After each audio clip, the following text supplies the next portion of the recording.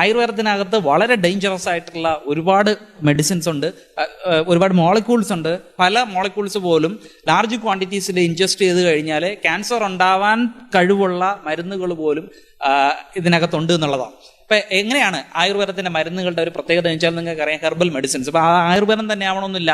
ഇപ്പം നാട്ടുവൈദ്യത്തിലുള്ള പച്ചമരുന്നുകളുടെ കാര്യം എടുത്തു കഴിഞ്ഞാൽ അങ്ങനെ തന്നെയാണ്. ഏതെങ്കിലും ഒരു ഔഷധ ചെടി എന്ന് പറയുന്ന ഒരു ചെടി കൊണ്ടുവരുന്നു, അതിനെ ചിലപ്പോൾ സമൂലമായിരിക്കാം മരുന്ന് ഉപയോഗിക്കാൻ വേണ്ടിയിട്ട് എടുക്കുന്നത്, അല്ലെങ്കിൽ ചിലപ്പോൾ അതിൻ്റെ തണ്ടോ വേരോ മറ്റൊക്കെ ഇലകളോ ഒക്കെ ആയിരിക്കാം ഔഷധ നിർമ്മാണത്തിന് വേണ്ടിയിട്ട് ഉപയോഗിക്കുന്നത്. എന്നിട്ട് അത് ഔഷധം ഉണ്ടാക്കിയതിന് ശേഷം അത് കഴിക്കുകയാണ്. അതിനൊരു ഒരു ഡോസ് ഉണ്ടാവും, ഡോസ് അനുസരിച്ചിട്ട് മരുന്ന് എടുക്കുകയാണ് ചെയ്യുന്നത്. അപ്പോഴുള്ള പ്രശ്നം എന്താണെന്ന് ചോദിച്ചു കഴിഞ്ഞാൽ, ഇത് ഒരു പ്ലാന്റിൽ നിന്നാണല്ലോ ഈ മരുന്നുണ്ടാക്കിയത്. ഒരു പ്ലാന്റിൽ എന്ന് പറഞ്ഞാൽ ലക്ഷക്കണക്കിന് കെമിക്കൽസ് ഉണ്ടാവും, ലക്ഷക്കണക്കിന് വിവിധ തരത്തിലുള്ള കെമിക്കൽസ് ഉണ്ടാവും. ഈ പ്ലാന്റിന് എന്തിനാണ് കെമിക്കൽസ് എന്ന് ചോദിച്ചു കഴിഞ്ഞാൽ, നിങ്ങളുടെ രോഗം മാറ്റാൻ വേണ്ടിയിട്ടല്ല പ്ലാന്റ് കെമിക്കൽസ് ഉണ്ടാക്കി വെച്ചിരിക്കുന്നത്. അതിന് പരിണാമപരമായിട്ട് അതിൻ്റെ സർവൈവലിറ്റിക്ക് വേണ്ടിയിട്ട് പരിണാമപരമായിട്ട് അതിന് ഡെവലപ്പ് ചെയ്ത് കിട്ടിയിട്ടുള്ള കെമിക്കൽസാണ്. അപ്പോൾ ഇതിനകത്ത് എത്ര കെമിക്കൽസ് ഉണ്ടെന്ന് ആർക്കെങ്കിലും അറിയോ? ഇപ്പോൾ നിങ്ങളൊരു പാരസെറ്റാമോൾ കഴിക്കുന്നു, പാരസെറ്റാമോൾ കഴിച്ചു കഴിഞ്ഞാൽ എത്ര കെമിക്കൽസ് നിങ്ങളുടെ ശരീരത്തിനകത്തേക്ക് എത്തും? പാരസെറ്റാമോൾ എന്ന് പറയുന്ന ഒരു മോളിക്യൂൾ എത്തും. പിന്നെ ഏത് മോളിക്യൂൾ എടുത്തു കഴിഞ്ഞാൽ വളരെ വളരെ ട്രേസ് എമൗണ്ട് എക്സിപിയൻസ് എന്ന് പറയുന്ന വളരെ ചെറിയ മോളിക്യൂൾസ് ഒക്കെ ഉണ്ടാവും. അത് ഏതെങ്കിലും 1, 2, 3 ടൈപ്പുകൾ ഉണ്ടാവും. അപ്പോൾ എത്ര മോളിക്യൂൾസ് നിങ്ങളുടെ ശരീരത്തിനകത്ത്, എത്ര ടൈപ്പ് മോളിക്യൂൾസ് നിങ്ങളുടെ ശരീരത്തിനകത്തേക്ക് പോയി? പാരസെറ്റാമോൾ കഴിക്കുമ്പോൾ ഒരു ടൈപ്പ് അകത്തേക്ക് പോയി. ഒരു ഹെർബൽ മെഡിസിൻ കഴിക്കുമ്പോൾ എത്ര മോളിക്യൂൾസ് ആയിരിക്കും നിങ്ങളുടെ ശരീരത്തിനകത്തേക്ക് പോകുന്നത്? ലക്ഷക്കണക്കിന് കെമിക്കൽസ് അകത്തേക്ക് പോകും. അപ്പോൾ പാരസെറ്റാമോൾ ഒരു ടൈപ്പ് മോളിക്യൂൾ അകത്തേക്ക് പോയി ഉണ്ടാക്കുന്ന ഇഫക്റ്റ് ആയിരിക്കുമോ കൂടുതൽ, 1,00,000 മോളിക്യൂൾ അകത്തേക്ക് പോയി ഉണ്ടാക്കുമ്പോഴുള്ള പ്രശ്നമായിരിക്കുമോ കൂടുതൽ എന്നുള്ളതാണ്. നമ്മുടെ ചുറ്റുപാടും കാണുന്ന എത്രയോ ചെടികൾക്ക് ക്യാൻസർ ഉണ്ടാക്കാൻ വേണ്ടിയിട്ടുള്ള കഴിവുണ്ട്. ഇപ്പോൾ അരിസ്റ്റലോഷ്യ ഇൻഡിക്ക എന്ന് പറയുന്ന ഒരു ചെടിയുണ്ട്, നമ്മുടെ നാട്ടിൽ ഗരുഡക്കൊടി എന്നൊക്കെ പറയുന്നൊരു സംഭവം. അത് ഉപയോഗിച്ച് കഴിഞ്ഞാൽ, അത് അരച്ചോ എങ്ങനെയെങ്കിലും നിങ്ങൾ കുടിച്ചു കഴിഞ്ഞാൽ അതിന് ട്യൂമർ ഉണ്ടാക്കാൻ വേണ്ടിയിട്ടുള്ള കേസുകളുണ്ട്. അത് ഇതുപോലുള്ള പല ഹെർബൽ മെഡിക്കൽ എക്സ്പേർട്ടുകളും ഈ മരുന്ന് വിറ്റ് പല രോഗികൾക്കും ക്യാൻസർ ഉണ്ടായതിനു ശേഷമാണ് ഇത് തിരിച്ചറിയുന്നത്. ഇതിനകത്ത് അരിസ്റ്റലോഷിക് ആസിഡ് എന്ന് പേരുള്ള ഒരു കെമിക്കൽ ഉണ്ടെന്നും അതിന് മനുഷ്യനിൽ ട്യൂമർ ഉണ്ടാക്കാൻ വേണ്ടിയിട്ടുള്ള കഴിവുണ്ടെന്നും മനസ്സിലാക്കുന്നത് ഇങ്ങനെയാണ്. ഇതുപോലെ ധാരാളമായിട്ടുള്ള എക്സാമ്പിൾസുകളുണ്ട്. ശരിയാണ്, ആ ഡോക്ടറിന് ഉണ്ടായ എക്സ്പീരിയൻസ് എന്ന് പറഞ്ഞാൽ കറക്റ്റ് തന്നെയാണ്. ഇവിടെ ഇതിനൊന്നും ഒരു പ്രശ്നവുമില്ല, ഇതെല്ലാം വളരെ സുരക്ഷിതമായിട്ടുള്ള ഔഷധങ്ങളാണ് എന്നുള്ള വ്യാജേന പറഞ്ഞ് പഠിപ്പിച്ച് ജനങ്ങളെ കൊണ്ട് ഇത് കഴിപ്പിക്കുമ്പോൾ സ്വാഭാവികമായിട്ട് ഇതുപോലുള്ള രോഗങ്ങൾ വരും. അപ്പോൾ ലിവർ തകർന്ന് ലിവറിൻ്റെ മാറ്റിവെക്കൽ ശസ്ത്രക്രിയയ്ക്ക് വേണ്ടിയിട്ട് ഒരു ഡോക്ടറിനെ സമീപിക്കുന്ന രോഗികൾക്ക് ഇതിൻ്റെ കാരണം ഇത് തന്നെയായിരിക്കും. എനിക്കതിനകത്ത് അത്ഭുതമൊന്നും തോന്നുന്നില്ല. പക്ഷേ ജനങ്ങൾ അത് മനസ്സിലാക്കേണ്ട സമയം അതിക്രമിച്ചു എന്നാണ് എനിക്ക് പറയാനുള്ളത്. ഒരാൾ കൃഷ്ണപ്രസാദാണ്, നമുക്ക് എല്ലാവർക്കും അറിയാം. ഇന്ത്യൻ ഇവല്യൂഷൻ ആൻഡ് എക്കോളജിയിൽ റിസർച്ച് ചെയ്തുകൊണ്ടിരിക്കുന്നു തിരുപ്പതിയിൽ. അതായത് ആയുർവേദത്തിൽ ആവശ്യമില്ലാതെ മരുന്നൊന്നും കൊടുക്കില്ല, മോഡേൺ മെഡിസിനിലാണെങ്കിൽ ആവശ്യമില്ലാതെ മരുന്ന് കൊടുക്കും എന്നുള്ളത്. അപ്പോൾ ഈ മരുന്നിൻ്റെ കാര്യം പറയുമ്പോൾ തന്നെ എല്ലാവർക്കും ഉള്ളൊരു പേടിയാണ്, മോഡേൺ മെഡിസിനിലെ മരുന്നുകൾക്ക് ഒരുപാട് സൈഡ് എഫക്ട്സ് ഉണ്ട്, അത് കഴിച്ചാൽ ഭയങ്കര പ്രശ്നങ്ങളാണ്. സോ അതുകൊണ്ടാണ് പലരും ഈ ഇതര വൈദ്യം ചൂസ് ചെയ്യുന്നത്, ആ ഒരു സൈഡ് എഫക്ട്സ് കുറയ്ക്കാൻ വേണ്ടിയിട്ട്, അല്ലെങ്കിൽ സൈഡ് എഫക്ട്സ് ഇല്ല എന്നൊക്കെ പറഞ്ഞിട്ടാണ്. ഈ അടുത്തിടയ്ക്ക് തന്നെ ഇവിടെ തിരുവനന്തപുരത്ത് തന്നെ ഒരു പ്രമുഖ ആശുപത്രിയിലെ ഒരു ഡോക്ടറുമായിട്ട് സംസാരിക്കാനിടയായപ്പോൾ അദ്ദേഹം എൻ്റെ അടുത്ത് പറഞ്ഞ കാര്യം, അവിടെ ഈ ലിവർ ട്രാൻസ്പ്ലാന്റ് അല്ലെങ്കിൽ ലിവറിന് ഇഷ്യൂ ആയിട്ട് വരുന്ന മെജോറിറ്റി ആളുകളുടെയും ഹിസ്റ്ററി എടുത്ത് നോക്കുമ്പോഴത്തേക്കിനും ഇവരൊക്കെ ആയുർവേദം കഴിച്ച് ആ ഒരു രീതിയിൽ എത്തിപ്പെട്ടവരാണ് എന്നുള്ളതാണ്. അപ്പോൾ എന്തുകൊണ്ടാണ് ഇത്തരത്തിൽ ആയുർവേദത്തിനും സൈഡ് എഫക്ട്സ് ഉണ്ട് എന്നുള്ളൊരു പിക്ചർ പൊതുജനത്തിന് പലപ്പോഴും കിട്ടാതെ പോകുന്നത്? സൈഡ് എഫക്ട്സ് മൊത്തം പലപ്പോഴും മോഡേൺ മെഡിസിൻ്റെ ഒരു കുത്തകയായിട്ടാണ് വെച്ചിരിക്കുന്നത്. അത് എന്തുകൊണ്ടാണ് അങ്ങനെ?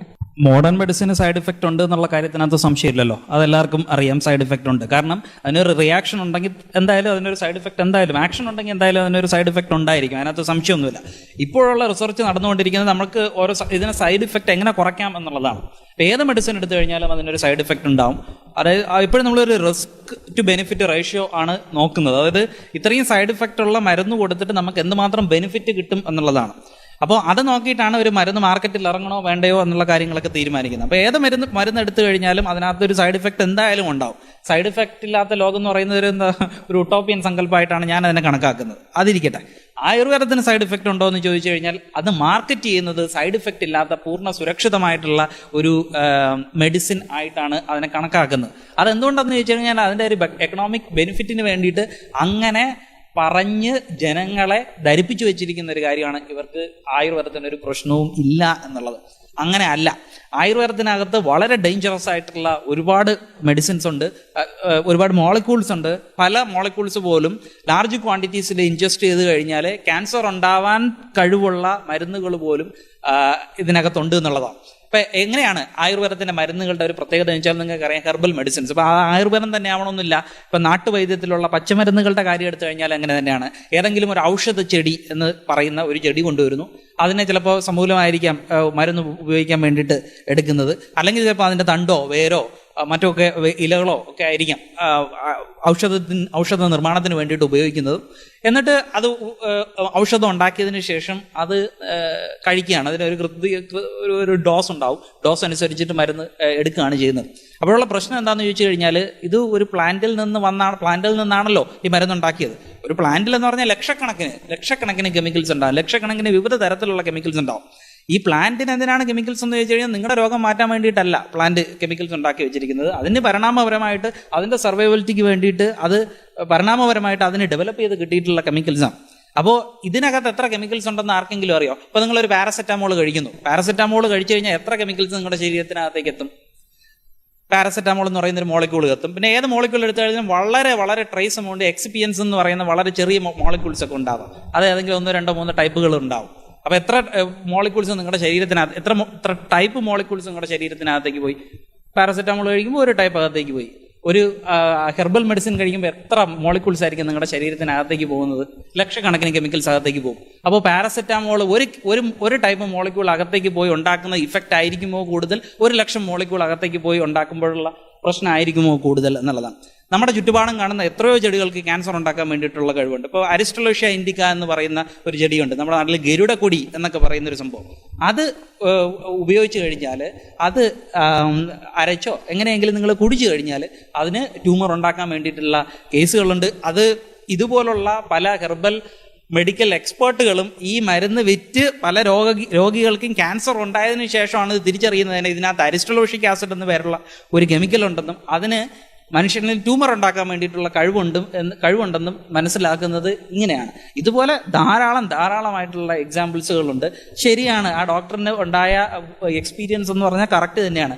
ഇവിടെ ഇതിനൊന്നും ഒരു പ്രശ്നവുമില്ല, ഇതെല്ലാം വളരെ സുരക്ഷിതമായിട്ടുള്ള ഔഷധങ്ങളാണ് എന്നുള്ള വ്യാജേന പറഞ്ഞ് പഠിപ്പിച്ച് ജനങ്ങളെ കൊണ്ട് ഇത് കഴിപ്പിക്കുമ്പോൾ സ്വാഭാവികമായിട്ട് ഇതുപോലുള്ള രോഗങ്ങൾ വരും. അപ്പോൾ ലിവർ തകർന്ന് ലിവറിൻ്റെ മാറ്റിവെക്കൽ ശസ്ത്രക്രിയയ്ക്ക് വേണ്ടിയിട്ട് ഒരു ഡോക്ടറിനെ സമീപിക്കുന്ന രോഗികൾക്ക് ഇതിൻ്റെ കാരണം ഇത് തന്നെയായിരിക്കും. എനിക്കതിനകത്ത് അത്ഭുതമൊന്നും തോന്നുന്നില്ല. പക്ഷേ ജനങ്ങൾ അത് മനസ്സിലാക്കേണ്ട സമയം അതിക്രമിച്ചു എന്നാണ് എനിക്ക് പറയാനുള്ളത്. ശരിക്കും എനിക്ക് തോന്നുന്നു, അറ്റ്ലീസ്റ്റ് ഇപ്പം നമ്മളൊരു പാരസെറ്റമോൾ കഴിക്കുവാണെങ്കിൽ അതിൻ്റെ സൈഡ് എഫക്ട്സ് എന്താണെന്ന് നമുക്ക് ഫോഴ്സ് ചെയ്യാൻ പറ്റും അല്ലേ? പക്ഷേ ഈ പറയുന്ന ആയുർവേദത്തിൽ ഒരു മെഡിസിൻ നമ്മൾ എടുത്തു കഴിഞ്ഞാൽ എന്തൊക്കെ സൈഡ് എഫക്ട്സ് ഉണ്ടാവാൻ പറ്റുന്നത് പോലും നമുക്ക് പ്രഡിക്റ്റ് ചെയ്യാൻ പറ്റില്ല എന്നുള്ളതാണ്. അത് ശരിയാണ്. ഇപ്പോൾ പാരസെറ്റമോൾ എടുത്തു കഴിഞ്ഞാൽ, ഇപ്പോൾ പാരസെറ്റമോളിൻ്റെ സൈഡ് എഫക്റ്റ് എന്താണെന്ന് ഇപ്പോൾ നിങ്ങൾ ഗൂഗിളിലോ മറ്റുമൊക്കെ സെർച്ച് ചെയ്ത് നോക്കി കഴിഞ്ഞാൽ ലിസ്റ്റ് ഓഫ് സൈഡ് എഫക്ട്സ് ഉണ്ടാവും. അത് എല്ലാവർക്കും സൈഡ് എഫക്ട്സ് ഉണ്ടാവണമെന്നുമില്ല. അത് പല കാലങ്ങളായിട്ട് പാരസെറ്റമോൾ കാലാകാലങ്ങളായിട്ട് മോഡേൺ മെഡിസിനിൽ ഉപയോഗിച്ചുകൊണ്ടിരിക്കുന്ന ഒരു മരുന്നാണ്. അപ്പോൾ അത് ഇത്രയും കാലത്തെ ഉപയോഗത്തിൽ അതിനെന്തൊക്കെ സൈഡ് എഫക്ട്സുകൾ ഒരു പേഷ്യൻറ്റിൽ ഉണ്ടാക്കാം എന്നുള്ളതിൻ്റെ ഒരു ലിസ്റ്റ് ഓഫ് ഡേറ്റാ ബേസാണ് ആ കാണുന്നത്. അത് എല്ലാവർക്കും വരണമെന്നില്ല. ചില ആൾക്കാർക്ക് പിന്നെ പാരസെറ്റമോൾ കഴിക്കാൻ പോലും പറ്റില്ല, കാരണം അവർക്ക് അലർജിക് ആയിട്ടുള്ള പ്രശ്നങ്ങളുണ്ടാവും. അപ്പോൾ വേറെ ഏതെങ്കിലും പെയിൻ കില്ലേഴ്സ് ഉപയോഗിക്കേണ്ടി വരും ആ സാഹചര്യത്തിൽ. പക്ഷേ നിങ്ങൾ ഒരു ആയുർവേദ പച്ചമരുന്ന് കടയിലേക്ക് ചെല്ലുക, അവിടെ ചെന്നിട്ട് ഒരു മരുന്ന് എടുത്തിട്ട് അതിൻ്റെ സൈഡ് എഫക്റ്റ് നിങ്ങൾ കണ്ടുപിടിച്ചുകൊണ്ട് വരികയാണെന്നുണ്ടെങ്കിൽ നിങ്ങൾക്ക് വേണ്ടിയിട്ട് ഞാൻ പ്രത്യേക ഒരു പ്രോത്സാഹനം തരുന്നുണ്ട്. എന്തായാലും നിങ്ങളത് കണ്ടുപിടിച്ചുകൊണ്ട് വരികയാണെങ്കിൽ ഞാൻ പ്രോത്സാഹനം തരേണ്ട ആവശ്യമില്ല. നിങ്ങൾക്ക് അതിനകത്ത് കണ്ടുപിടിച്ച് നിങ്ങൾക്കൊരു പേപ്പറായിട്ട് പബ്ലിഷ് ചെയ്യാൻ പറ്റുമെന്നുണ്ടെങ്കിൽ നിങ്ങൾ ഇന്ന് ലോകം അറിയപ്പെടുന്ന ഒരു കൂട്ടം ശാസ്ത്രജ്ഞരുടെ ഇടയിൽ ശ്രദ്ധിക്കപ്പെടുന്ന ഒരു വ്യക്തിയായിട്ട് മാറും എന്നുള്ള കാര്യത്തിനകത്ത് എനിക്ക് സംശയമില്ല. കാരണം അത് സയൻസിന് അറിയില്ലല്ലോ. അപ്പോൾ നിങ്ങൾ പുതിയതായിട്ട് കണ്ടുപിടിക്കുമ്പോൾ നിങ്ങൾക്ക് ആ പേരും പ്രശസ്തിയും കിട്ടും എന്നുള്ള കാര്യത്തിനകത്ത് സംശയമൊന്നും വേണ്ട.